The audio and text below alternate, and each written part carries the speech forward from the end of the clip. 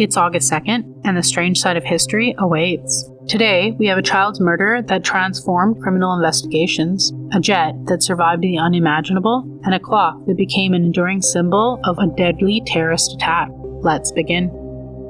On August 2nd, 1993, 14-year-old Lindsay Nichols walked down a quiet road on Vancouver Island and vanished. She was heading towards Comox to meet friends for a summer festival, but she never arrived. Police searched the surrounding areas, and her photograph appeared on posters and television screens across Canada. Yet no clothing, remains, or confirmed traces of her was ever found. Years later, Lindsay's mother discovered another disturbing problem. Canada's National DNA Bank contained DNA from criminals and crime scenes. Families could not add DNA from missing loved ones to compare against unidentified remains. She refused to accept that. For 18 years, she pressured the Canadian government to change the law, and finally, in 2018, a new national system finally opened, allowing DNA from missing people, unidentified remains, and their relatives to be compared across Canada. It became known as Lindsay's Law, and Lindsay's DNA was the first missing person profile ever entered. The system has since identified numerous lost Canadians and brought answers to grieving families, but the mystery that inspired it still remains unsolved.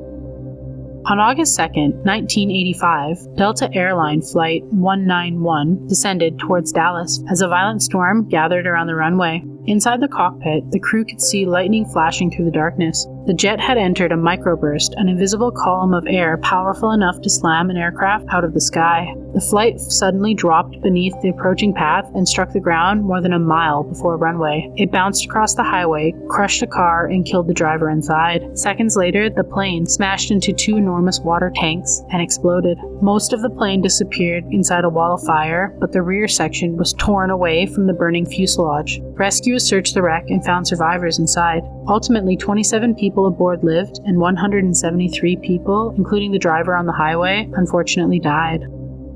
With that, one invisible burst of wind changed 164 lives in seconds.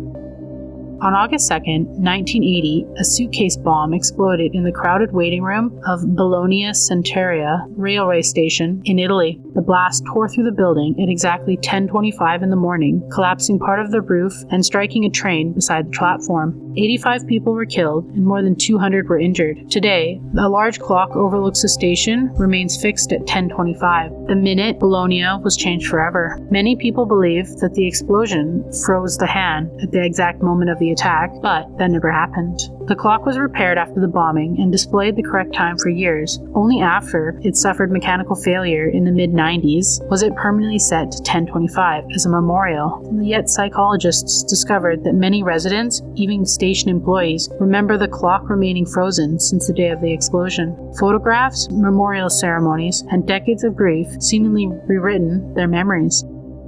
Do you believe in the Mandela effect? If so, was the Bologna Centrale attack an example of it? Another day, another strange bite from history. Like, comment, and subscribe. Your next Eerie dose is just a day away.